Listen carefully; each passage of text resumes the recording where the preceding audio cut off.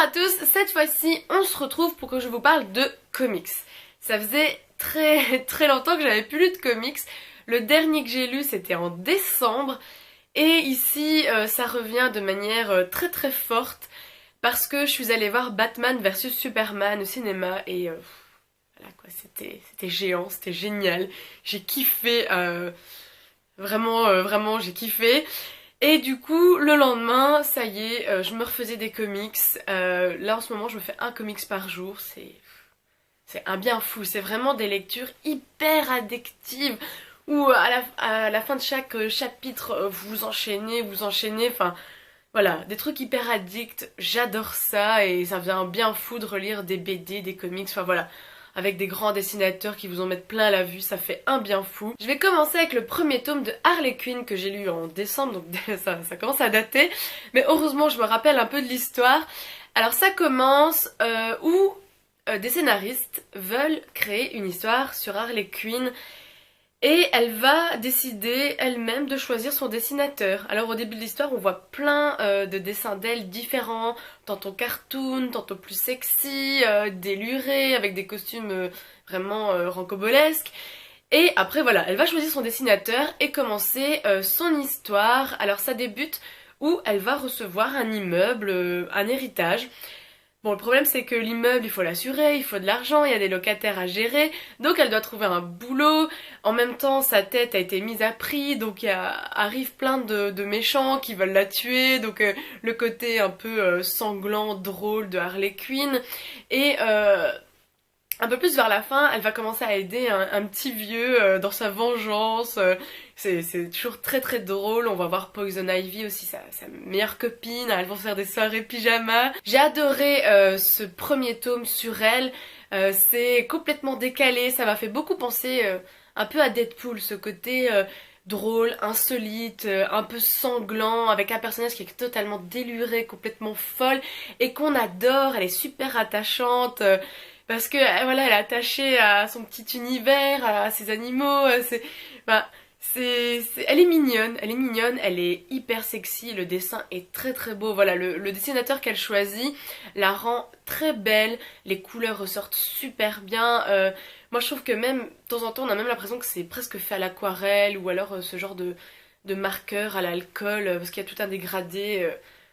Voilà, un très bon tome, je pense que je lirai la suite dans pas très longtemps. Donc après avoir vu Batman vs Superman, je me suis lancée sur ça, le quatrième tome de Justice League, parce que en voyant les dernières scènes de bataille avec Wonder Woman, Superman et Batman, ça m'a fait repenser au premier tome de Justice League, à quel point j'avais été accro en 2 minutes à ce comics. Et du coup voilà, j'ai lu la quatrième histoire, enfin quatrième tome. Dans celui-ci, le gouvernement américain veut recruter des nouveaux super-héros parce que la Justice League, donc avec Superman, Batman, Wonder Woman, Flash, Aquaman, Cyborg, Green Lantern, d'ailleurs je sais même plus s'il est encore dedans, en soit, sont pas très dociles. Ils sont dans leur vaisseau spatial, dans leur QG. Et le gouvernement n'arrive pas bien à les joindre. Bon, ils ont un peu peur qu'un jour, ils se remettent contre eux et détruisent la Terre. Donc, ils vont faire appel à d'autres super-héros que j'avais jamais vus. Je pense que je connaissais à peine... Enfin, si je connais Catwoman, et alors il y en avait un que de vue je connaissais, c'est Hawkman. Quand j'étais petite, il y avait une série animée qui passait tous les dimanches, c'était la Justice League. Et j'adorais trop ce dessin animé. Je crois que c'est pour ça que j'avais commencé les comics en lisant la Justice League, parce que c'est quelque chose que j'adorais quand j'étais petite.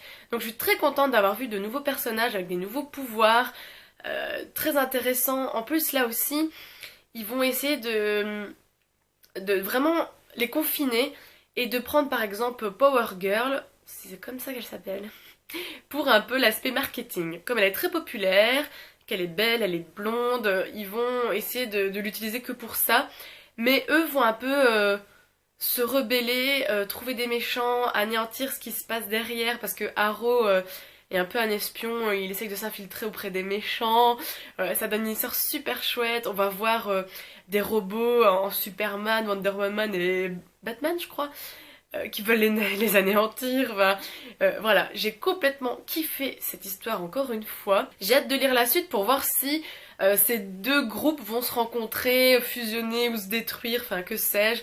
Voilà, moi Justice League, vraiment je vous le recommande, c'est super chouette, ça en met plein la vue. Batman Silence, regardez-moi cette brique, il est énorme, il est super lourd. Là c'est vraiment l'effet Batman versus Superman parce que j'avais trop envie de les revoir ensemble, c'était tellement cool. Cette histoire-ci est sublime, elle est géniale.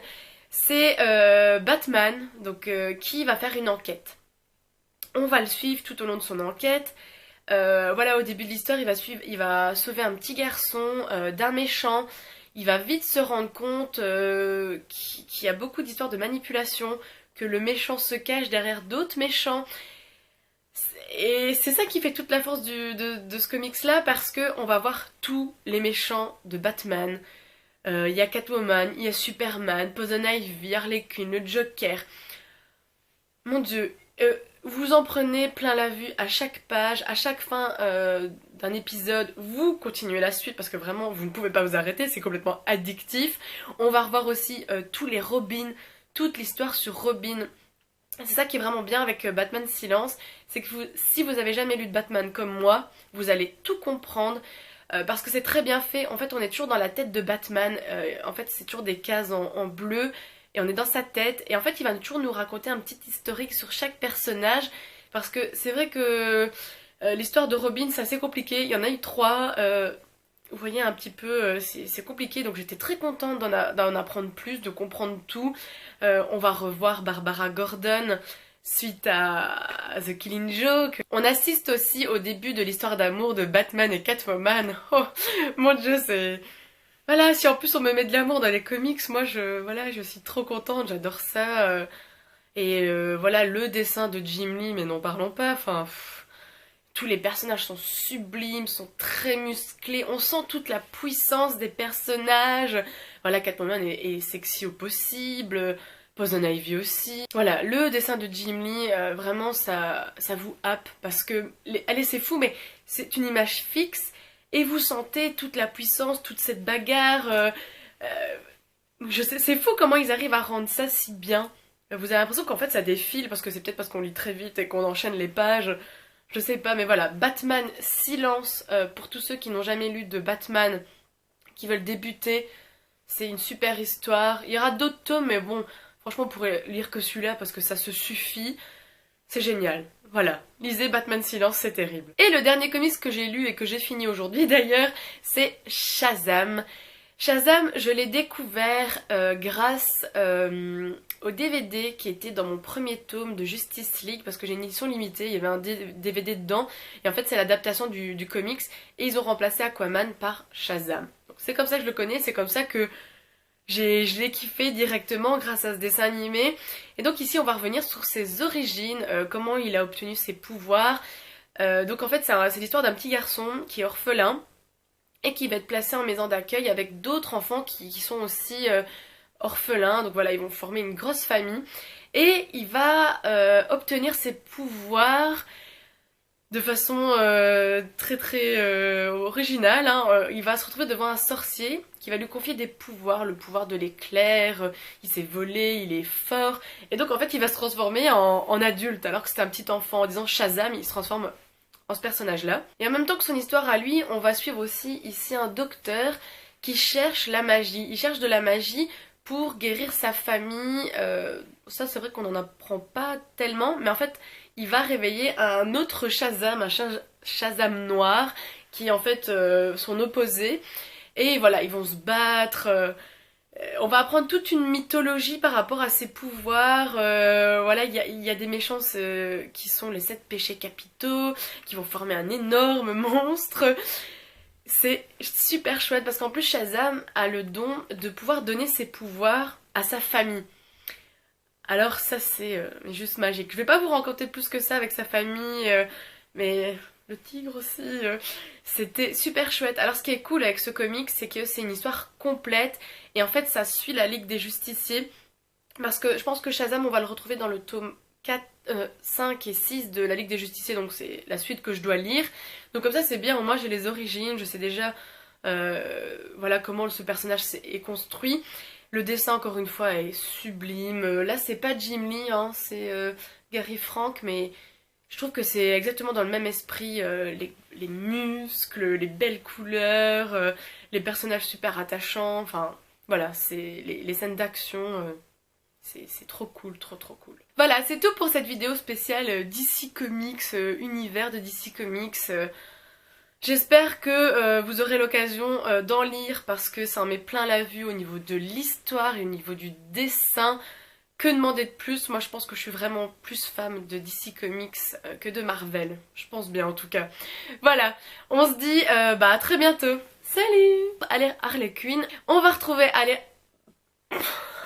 Ouh là là, je sais plus parler. Qu'est-ce qui se passe?